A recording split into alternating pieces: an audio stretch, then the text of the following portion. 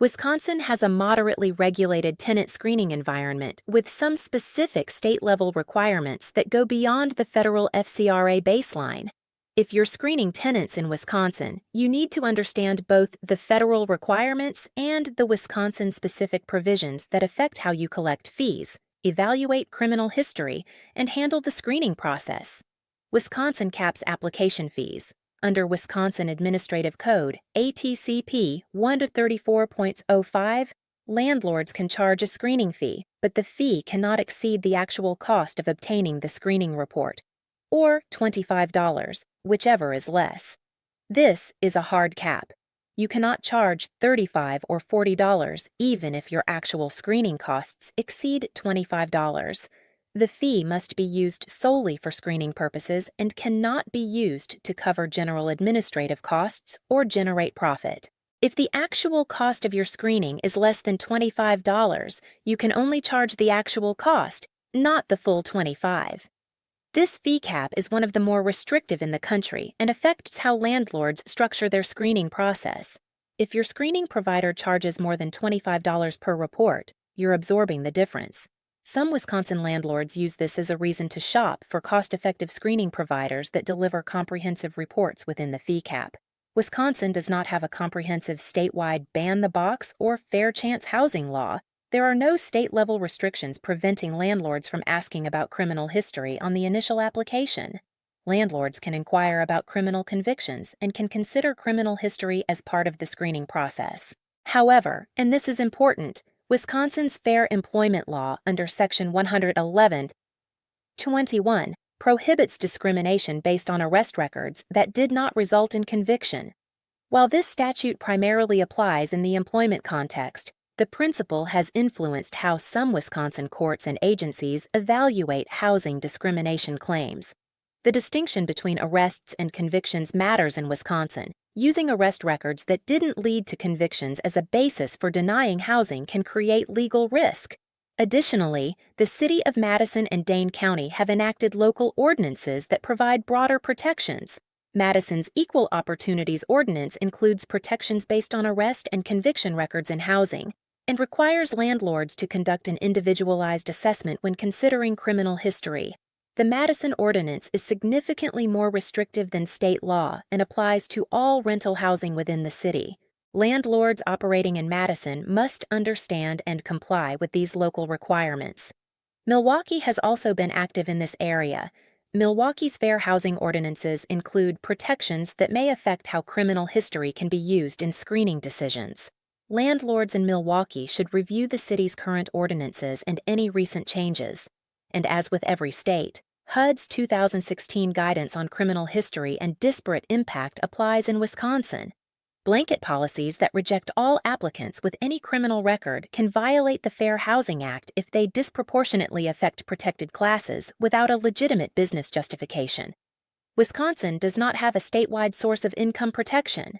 Landlords are generally permitted to consider the source of an applicant's income, including whether the applicant pays with housing choice vouchers or other government assistance. However, several Wisconsin municipalities have enacted local source of income protections. Madison prohibits discrimination based on lawful source of income, which includes housing choice vouchers. Dane County has similar protections. Landlords operating in these jurisdictions cannot reject applicants solely because they receive voucher assistance. For credit reports, Wisconsin follows standard FCRA requirements, permissible purpose, written consent, and adverse action notice procedures. Wisconsin does not impose additional state-level requirements for credit report access or adverse action procedures beyond the federal baseline. Wisconsin does have specific requirements regarding what landlords must disclose to applicants. Under ATCP 134, which is Wisconsin's comprehensive tenant landlord administrative code, landlords must provide certain disclosures about the screening process. If the landlord charges a screening fee, the landlord must inform the applicant of the criteria that will be used to evaluate the application. This disclosure requirement helps ensure that applicants understand what standards they'll be evaluated against before paying the screening fee.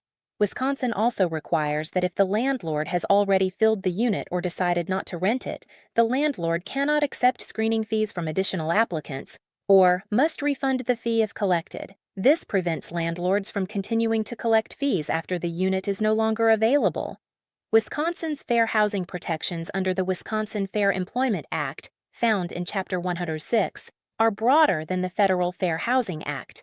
Wisconsin prohibits discrimination in housing based on race, color, religion, national origin, sex, disability, familial status, marital status, ancestry, sexual orientation, age, and lawful source of income in jurisdictions where local ordinances apply. The inclusion of sexual orientation, marital status, ancestry, and age provides broader protection than the federal baseline.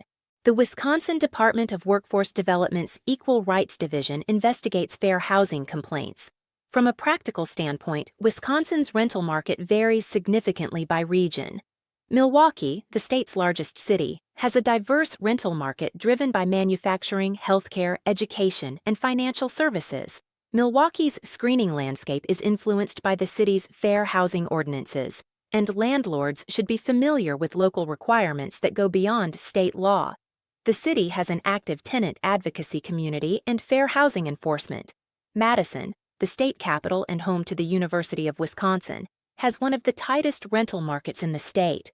The combination of state government, the university's massive enrollment, and a strong technology and healthcare sector creates high demand.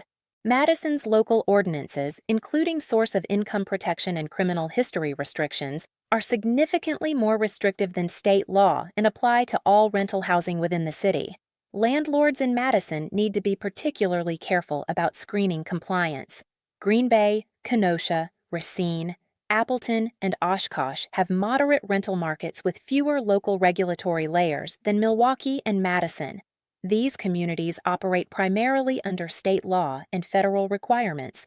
The Fox Valley region, including Appleton, Oshkosh, and Neenah Menasha, has a stable market driven by manufacturing, healthcare, and education.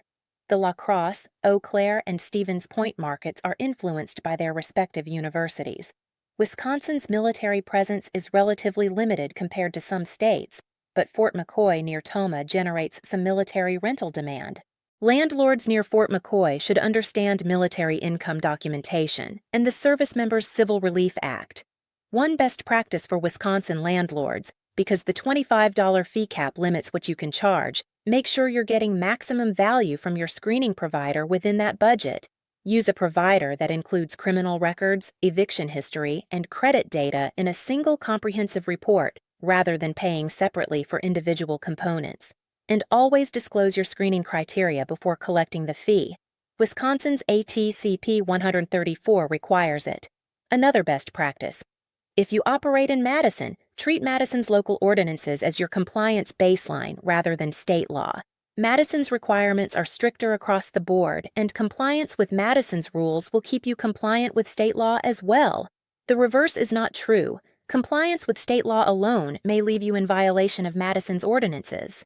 Wisconsin's security deposit is limited to the equivalent of 1 month's rent under ATCP 134.